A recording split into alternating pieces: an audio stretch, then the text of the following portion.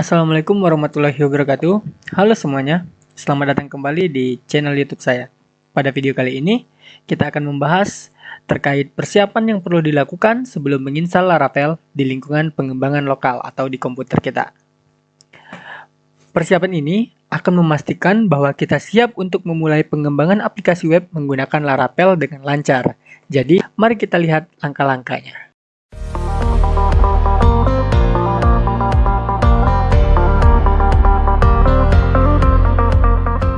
Sebelum menginstal Laravel, pastikan sistem atau komputer kita memenuhi persyaratan yang diperlukan.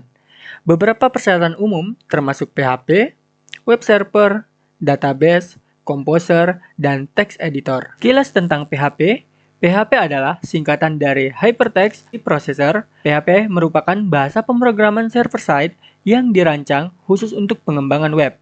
Dengan PHP, kita dapat membuat aplikasi web dinamis dan interaktif. PHP dijalankan di server web dan menghasilkan konten dinamis yang dapat ditampilkan di browser pengguna. PHP ini umumnya digunakan bersama dengan HTML dan CSS untuk membuat halaman web yang dinamis. Selanjutnya, web server. Web server adalah perangkat lunak yang menjalankan dan mengelola situs web.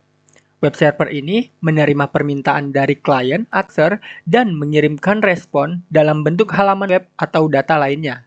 Contoh web server yang populer adalah Apache, Ning, dan Microsoft IIS. Selanjutnya, database. Database ini merupakan sistem yang digunakan untuk menyimpan dan mengelola data. Dalam konteks pengembangan web, database ini digunakan untuk menyimpan informasi seperti pengguna, artikel, pesanan, dan lainnya. Database memungkinkan pengguna itu untuk menyimpan, mengambil, memperbarui, dan menghapus data dengan mudah. Beberapa database yang umum digunakan dalam pengembangan web adalah MySQL, PostgreSQL, dan MongoDB. Selanjutnya, Composer.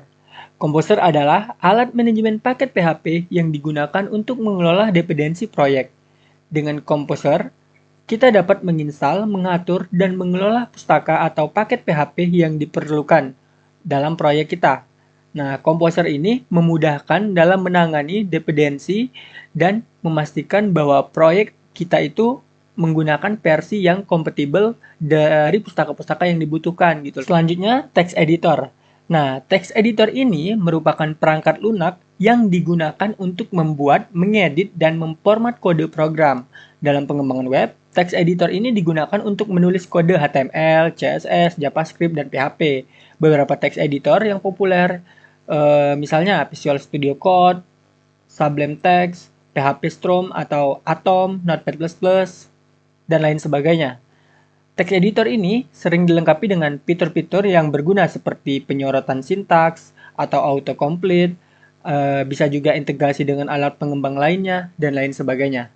Nah, semua komponen itu, tadi PHP, web server, database, komposer, dan text editor itu saling berinteraksi dalam pengembangan aplikasi web.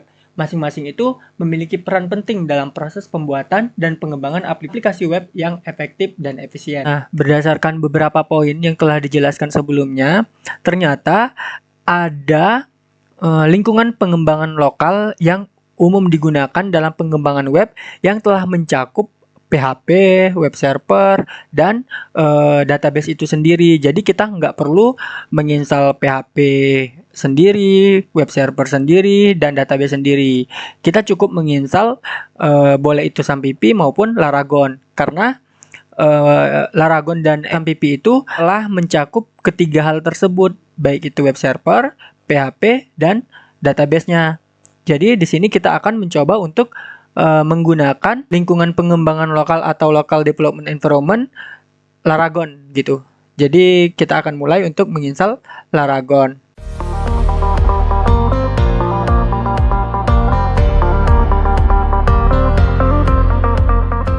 Oke, baiklah, langsung saja kita mulai praktek untuk menginstal Laragon dan Composer itu sendiri. Pastikan kita itu menginstal Laragon terlebih dahulu sebelum menginstal Composer, karena Composer itu memerlukan PHP untuk berfungsi. Jadi dengan menginstal Laragon terlebih dahulu, kita akan memiliki PHP yang sudah terpasang secara otomatis bersama dengan Apache dan MySQL itu, yang akan memudahkan proses instalasi dan penggunaan Composer di lingkungan pengembangan lokal kita nanti gitu loh. Jadi langsung saja kita kunjungin https laragon.org.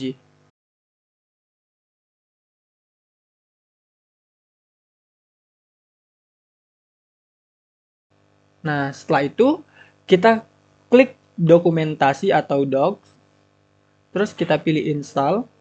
Nah, setelah install, kita langsung aja fokus ke sini. Install Laragon. To start the journey with Laragon, just download. Oke, kita klik download itu. Oke, kita pilih yang portable atau yang full. Bebas saja, misalnya kita pilih yang full ya. Oke, maka komputer kita akan melakukan download. Kita tunggu downloadnya sampai selesai. Selanjutnya, jika download telah selesai, maka lakukan penginstalan. Nah, berhubung di sini saya sudah menginstal Laragon sebelumnya, maka teman-teman lanjutkan saja untuk menginstal Laragon. Dan di sini saya tidak akan menayangkan bagaimana cara menginstal karena teman-teman hanya tinggal klik saja selanjutnya gitu. Dan ikutin petunjuk yang ada di sana. Nah, selanjutnya setelah kita melakukan instalasi Laragon, barulah kita menginstal Composer dengan mengunjungi halaman https getcomposer.org. Oke. Nah, jika sudah terbuka, maka langsung saja kita klik download. Nah, kita tidak perlu scroll ke bawah lagi karena kita cukup fokus ke ini, download and run composer setup.exe.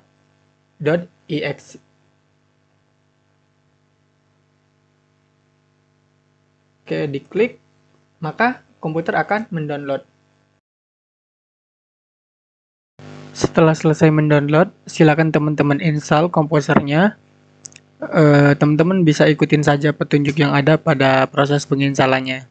Jangan lupa diatur environment-nya kalau memang dibutuhkan, dan jika tidak dibutuhkan juga teman-teman dapat langsung mengecek atau memastikan bahwa komposernya itu sudah terinstall dengan benar. Jika telah selesai dalam penginstalan komposer, selanjutnya teman-teman tinggal menginstal satu lagi yaitu VS Code. Silakan searching di Google, cari download VS Code-nya dan install.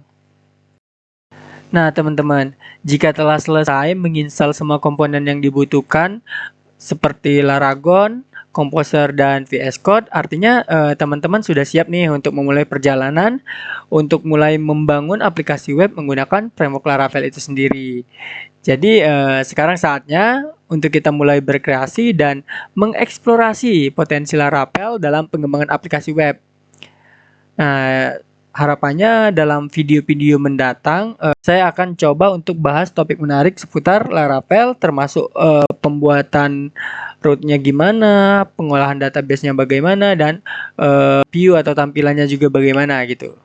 Jadi terima kasih telah mengikuti video ini. Jangan lupa untuk like dan share kepada teman-teman yang lainnya supaya tidak ketinggalan video-video menarik lainnya tentang Laravel.